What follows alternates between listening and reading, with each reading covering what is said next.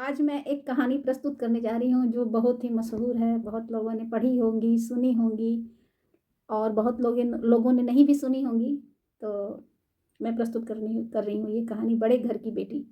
बेनी माधव सिंह गौरीपुर गांव के जमींदार और नंबरदार थे। उसके पितामह किसी समय बड़े धन धान्य से संपन्न थे। गांव का पक्का तालाब और मंदिर जिसकी अब मरम्मत भी मुश्किल थी, उन्हीं के कीर्ति स्तंभ थे बेनी माधव सिंह। अपनी आधी से अधिक संपत्ति वकीलों को भेंट कर चुके थे। उनकी वर्तमान आय 1,000 वार्षिक से अधिक न थी।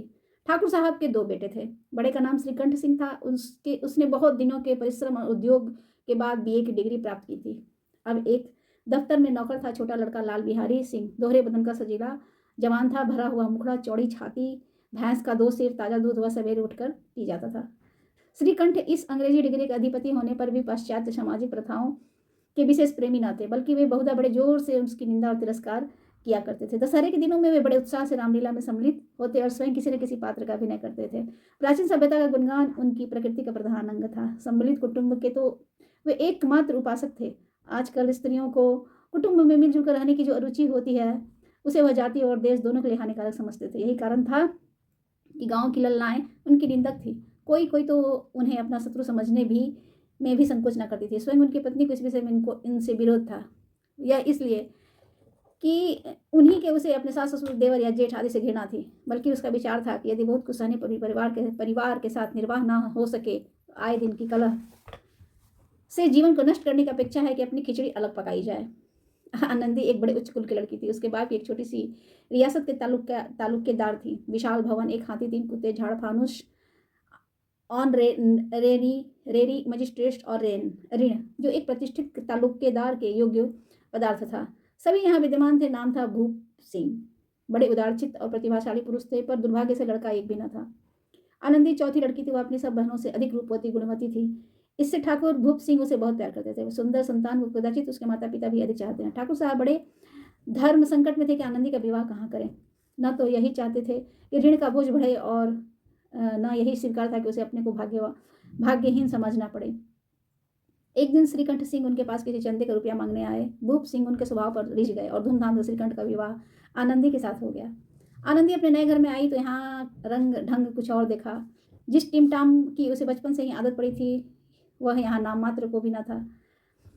हाथी घोड़ों का कहना ही क्या, कोई सजी हुई सुंदर बहली तक न थी। रेशमी स्लीपर साथ लाई थी, पर यहाँ बाग कहाँ जहाँ वह सैर करती। मकान में खिड़कियाँ तक न थी, न जमीन पर फर्श, न दीवार पर तस्वीरें। वह एक सीधा साधा देहाती गृहस्थ का मकान था, किंतु आनंदी ने थोड़े दिनों में ही अपने आप को इस नई परिस्थिति के ऐसा अनुकूल बना लिया कि मानो विलास के सामान सभी कभी देखे ही न थे। एक दिन दोपहर के समय लाल बिहारी सिंह 2 चिड़ियाँ लिए हुए आया और भावज से बोला, जल्दी से पका दो, मुझे भूख लगी है। आनंदी भोजन बनाकर उसकी राह देख रही थी। अब वह नया व्यंजन बनाने बैठी। हांडी में देखा तो घी पाव भर से अधिक न था।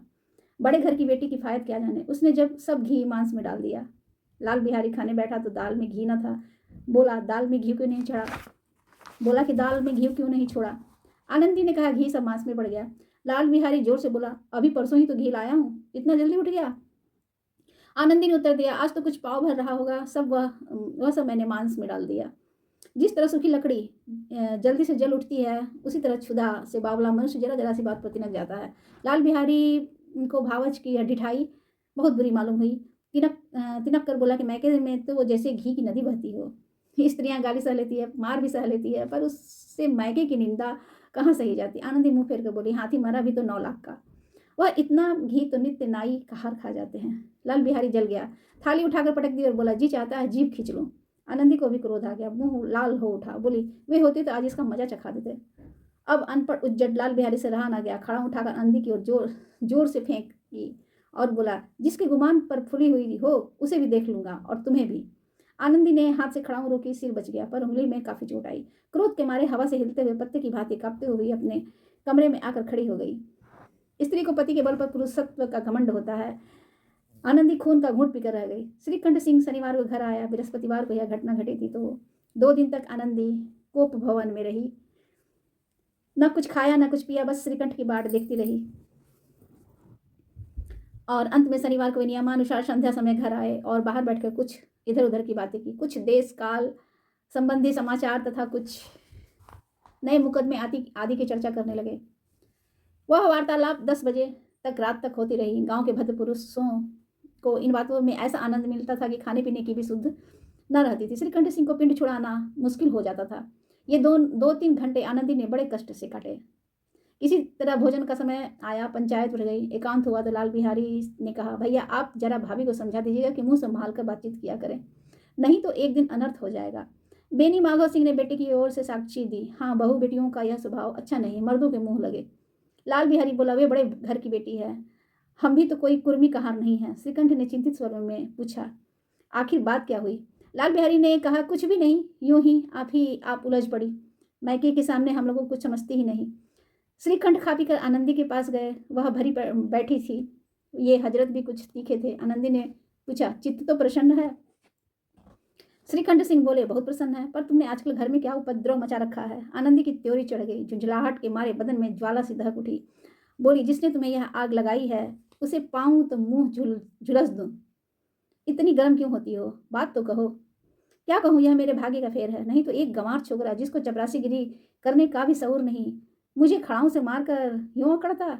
सब हाल साफ साफ साफ कहो तो मालूम हो, मुझे तो कुछ भी पता नहीं। परसों तुम्हारे लाडले भाई ने मुझे मांस पकाने को कहा, घी हांडी में पाव भर से अधिक न था, वह सब मैंने मांस में डाल दिया। जब खाने बैठा तो कहने लगा कि दाल में घी क्यों नहीं है। बस इसी पर वह मेरे मैके को भी भला बुरा कहने लगा। मुझसे रहा ना गया, मैंने कहा कि वहाँ इतना घी तो नाई का हार खा जाते हैं और किसी को जान भी नहीं पड़ता। बस इतनी सी बात पर उस अन्याय ने मुझ पर खड़ाऊ फेंक मारी। यदि हाथ से न रोकी होती तो सिर फट जाता। उसी से पूछो, मैंने जो कुछ भी कहा है वह सच है या झूठ? श्रीकंठ की आंखें लाल हो गई। बोला, यहाँ तक हो गया उस छोकरे का साहस? आनंदी स्त्रियों के स्वभावानुसार रोने लगी, क्योंकि आंसू उनके पलकों पर रहते हैं। श्रीकंठ धैर्यवान और शांत पुरुष थे, उन्हें कदाचित भी क्रोध आता था, पर स्त्रियों के आंसू पुरुषों की क्रोधाग्नि भड़काने में घी का काम करते हैं। रात भर करवट बदलते रहे, उद्विग्नता के कारण पलक तक नहीं झपकी। प्रातःकाल अपने बाप के पास जाकर बोले, दादा अब इस घर में मेरा निर्वाह ना होगा। इस तरह की विद्रोहपूर्ण बातें कहने पर श्रीकंठ सिंह ने कितनी ही बार अपने मित्रों को आड़े हाथों लिया था, परंतु दुर्भाग्यवश आज उन्हें स्वयं ही वे बातें अपने मुंह से कहनी पड़ी। दूसरों को उपदेश देना भी कितना सहज है। बेनी माधव सिंह घबरा उठे और बोले, क्यों? श्रीकंठ सिंह बोले, इसलिए कि मुझे भी अपनी प्रतिष्ठा का कुछ ख्याल है। आपके घर में अब अन्याय और हठ का प्रयोग हो रहा है। जिनके बड़ों का आदर सम्मान करना चाहिए वे उनके सिर चढ़ते हैं। मैं दूसरे का नौकर ठहरा, घर पर रहता नहीं। यहाँ पर मेरे पीछे स्त्रियों पर खड़ाऊं और जूतों की बौछार होती है। कड़ी बात तक ही तो चिंता नहीं है, कोई एक दो कह लें वहाँ तक मैं कह सकता हूँ या सह सकता हूँ, किंतु यह कदापि नहीं हो सकता कि मेरे ऊपर लात घुसे पड़े और मैं मुंह ना खोलूँ। बेनी माधव सिंह कुछ जवाब न दे सके। श्रीकंठ सिंह सदैव उनका आदर करते थे। उनके ऐसे तेवर देखकर बूढ़ा अवाक रह गया। केवल इतना ही नहीं बोला, बेटा तुम बुद्धिमान होकर ऐसी बातें करते हो, स्त्रियां इसी तरह घर का नाश कर देती हैं, उनका बहुत सिर चढ़ाना अच्छा नहीं है। श्रीकंठ सिंह ने उत्तर दिया, इतना मैं जानता हूँ, आपके आशीर्वाद से मूर्ख नहीं हूँ। आप स्वयं जानते हैं, मेरे ही समझाने बुझाने से इसी गांव में कई घर संभल गए, पर जिस स्त्री के मान प्रतिष्ठा का ईश्वर के दरबार में उत्तरदाता हूँ, उसके प्रति ऐसे घोर अन्याय और अपशुवत व्यवहार असहनीय है। आप सच मानिए, मेरे लिए यह कुछ कम नहीं है कि लाल बिहारी को कुछ दंड नहीं दिया। अब बेनी माधव सिंह भी गरमाए, ऐसी बात और सुन न सके। बोले, लाल बिहारी तुम्हारा भाई है, उससे कभी भूल चुको तो उसके कान पकड़ो। लेकिन लाल बिहारी को मैं अपना भाई नहीं समझता। स्त्री के पीछे? जी नहीं, उसकी क्रूरता और अविवेक के कारण। दोनों कुछ देर चुप रहे। ठाकुर साहब लड़के का क्रोध शांत करना चाहते थे, लेकिन यह नहीं स्वीकार करना चाहते थे कि लाल बिहारी ने कोई अनुचित काम नहीं किया। इसी बीच में गांव के कई सज्जन हुक्के चिलम के बहाने वहां आ गए। कई स्त्रियों ने जब यह सुना कि श्रीकंठ सिंह पत्नी के पीछे पिता से लड़ने पर तैयार है तो उन्हें बड़ा हर्ष हुआ।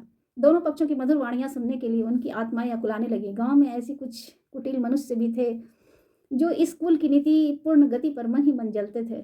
इन महानुभावों की शुभकामनाएं आज पूरी होती दिखाई दी। कोई हुक्का पीने और कोई लगान की रसीद दिखाने के बहाने आकर बैठ गए। बेनी माधव सिंह पुराने आदमी थे, इन भावों को ताड़ गए। उन्होंने निश्चय किया कि चाहे कुछ भी क्यों न हो, इस द्वेषियों को ताली बजाने का अवसर न दूंगा। तुरंत कोमल शब्दों में बोले, बेटा मैं तुमसे बाहर नहीं हूँ, तुम्हारा जी जो चाहे करो। अब तो लड़के से अपराध हो गया। इलाहाबाद का अनुभव रहित चिल्लाया झल्लाया हुआ ग्रेजुएट इस बात को समझ न सका कि उसे डिबेटिंग क्लब में अपनी बात पर अड़ने की आदत थी। इन हथखंडों की उसे क्या खबर। बाप ने जिस मतलब से बात पलटी थी वह उसकी समझ में न आई। बोला, मैं लाल बिहारी के साथ अब इस घर में नहीं रह सकता। बोला, मैं लाल बिहारी के साथ अब इस घर में नहीं रह सकता। बेनी माधव सिंह ने पुचकारा, बेटा बुद्धिमान लोग मूर्खता की बातों पर ध्यान नहीं देते हैं। वह बेसमझ लड़का है, उसको जो कुछ भूल हुई तुम बड़े होकर क्षमा करो। श्रीकंठ सिंह को आवेश आ गया, बोले उसकी इस दुष्टता को मैं कदापि नहीं सह सकता, या तो वही घर में रहेगा या मैं। आपको यदि वह अधिक प्यारा है तो मुझे विदा कीजिए, मैं अपना भार संभाल लूँगा। यदि मुझे रखना चाहते हो तो उससे कहिए कि जहाँ चाहे चला जाए, बस यह मेरा अंतिम निश्चय है। लाल बिहारी दरवाजे की चौखट पर चुपचाप खड़ा बड़े भाई की बातें सुन रहा था। वह श्रीकंठ के सामने चारपाई पर बैठ जाए, हुक्का पी ले या पान खा ले, बाप को भी वह लिहाज न करता था जितना बड़े भाई का। श्रीकंठ का भी उस पर हार्दिक स्नेह था। अपने होश में उन्होंने कभी उसे घुड़का तक न था। जब वह इलाहाबाद से आते ही उसके लिए कोई ना कोई वस्तु अवश्य लाते। मुगदर की जोड़ी उन्होंने ही बनवा दी थी। पिछले साल जब उसने अपने से ड्योढ़े जवान को नागपंचमी के दिन दंगल में पछाड़ दिया था तो उन्होंने पुलकित होकर अखाड़े में ही जाकर उसे गले से लगा लिया था और 5 रुपये के पैसे लुटाए थे। ऐसे भाई के मुंह से आज ऐसे हृदय विदारक बात सुनकर लाल बिहारी को बड़ी ग्लानि हुई। फूट फूट कर रोने लगा। इसमें संदेह नहीं कि वह अपने किए पर वह वक्त पछता रहा था। भाई के आने के एक दिन पहले से ही उसकी छाती धड़कती थी कि देखूं भैया क्या कहते हैं, मैं उनके सम्मुख कैसे जाऊंगा, उनसे कैसे बोलूंगा कि मेरी आंखें उनके सामने कैसे उठेंगी। उसने समझा था कि भैया मुझे बुला कर समझा देंगे। इस आशा के विपरीत आज उसने उन्हें कठोरता की मूर्ति बने हुए पाया। वह मूर्ख था, परंतु उसका मन कहता था कि भैया मेरे साथ अन्याय कर रहे हैं। यदि श्रीकंठ सिंह उसे अकेले में बुलाकर 2-4 कड़ी बातें कह देते, इतना ही नहीं 2-4 तमाचे भी लगा देते तो कदाचित उसे इतना दुख न होता। पर भाई का यह कहना कि अब मैं इसकी सूरत नहीं देखना चाहता, लाल बिहारी से सहा न गया। वह रोता हुआ घर आया, कोठरी में जाकर कपड़े पहने, आंखें पोंछी, जिससे कोई यह न समझे कि वह रो रहा था। इसके उपरांत वह आनंदी के द्वार पर आकर बोला, भाभी भैया ने निश्चय किया है कि मेरे साथ इस घर में न रहेंगे। अब वे मेरा मुंह नहीं दिखना चाहते, इसलिए मैं जाता हूँ। उन्हें फिर मुंह न दिखाऊंगा। मुझसे जो कुछ अपराध हुआ उसे क्षमा करना। यह कहते कहते लाल बिहारी का गला भर आया। जिस समय लाल बिहारी सिर झुकाया आनंदी के द्वार पर खड़ा था, उसी समय श्रीकंठ सिंह भी आंखें लाल किए बाहर से आए। भाई ने देखा तो घृणा से आंखें फेर लिया, कतरा कर निकल गए, मानो उसकी परछाई से दूर भागना चाहते हैं। आनंदी ने लाल बिहारी की शिकायत की थी, लेकिन अब मन में पछता रही थी कि वह स्वभाव से ही दयालु थी। उसे इसका तनिक भी ध्यान न था कि बात इतनी बढ़ जाएगी। वह मन में अपने पति पर झुंझला रही थी कि ये इतने गर्म क्यों होते हैं। जब उसने लाल बिहारी को दरवाजे पर खड़े यह कहते सुना कि अब मैं जाता हूँ, मुझसे जो कुछ हुआ क्षमा करना, तो उसका रहा सहा क्रोध भी पानी हो गया। वह रोने लगी। मन का मैल धोने के लिए नयन जल से उपयुक्त और कोई वस्तु नहीं है। श्रीकंठ को देखकर आनंदी ने कहा, लाल बाहर खड़े बहुत रो रहे हैं, तो मैं क्या करूं? भीतर बुला लो, मेरी जीभ में आग लगे। मैंने कहाँ से झगड़ा उठाया? मैं नहीं बुलाऊंगा, पछताओगे। उन्हें बहुत ग्लानि हो गई है। ऐसा ना कहो, ऐसा ना हो कि वह चल दें। श्रीकंठ सिंह न उठे। इतने में लाल बिहारी ने फिर कहा, भाभी भैया से मेरा प्रणाम कर दो, वे मेरा मुंह नहीं देखना चाहते, इसलिए मैं अपना मुंह उन्हें ना दिखाऊंगा। लाल बिहारी इतना कह लौट पड़ा और शीघ्रता से दरवाजे की ओर बढ़ा। अंत में आनंदी कमरे से निकली और उसका हाथ पकड़ लिया। लाल बिहारी ने पीछे मुड़कर देखा और आंखों में आंसू भरकर बोला, मुझे जाने दो। कहाँ जा रहे हो? भाभी ने पूछा कि कहाँ जा रहे हो? जहाँ कोई मेरा मुंह न देखे। मैं तुम लोगों के साथ रहने योग्य नहीं हूँ। तुम्हें मेरी सौगंध, अब एक पग भी आगे ना बढ़ाना। जब तक मुझे यह ना मालूम हो जाए कि भैया का मन मेरी तरफ से साफ हो गया, तब तक मैं इस घर में कदापि न रहूंगा। श्रीकंठ सिंह का हृदय भी पिघला। उन्होंने बाहर आकर लाल बिहारी को गले से लगा लिया। दोनों भाई खूब फूट फूट कर रोए। लाल बिहारी ने सिसकते हुए कहा, अब कभी मत कहिएगा कि तुम्हारा मुंह न देखूंगा। इसके सिवा आप जो दंड देंगे मैं सहर्ष स्वीकार कर लूंगा। श्रीकंठ ने कांपते हुए स्वर में कहा, लल्लू इन बातों को बिल्कुल भूल जाओ। ईश्वर चाहेगा तुम फिर ऐसा अवसर ना आएगा। बेनी माधव सिंह बाहर से आ रहे थे। दोनों भाइयों को गले मिलते देखकर आनंद से पुलकित हो गए और बोल उठे, बड़े घर की बेटियां ऐसी ही होती है, बिगड़ता हुआ काम बना लेती हैं। गांव में जिसने यह वृतांत सुना उसी ने इन शब्दों में आनंदी की उदारता को सराहा और कहा कि बड़े घर की बेटियां ऐसी ही होती है।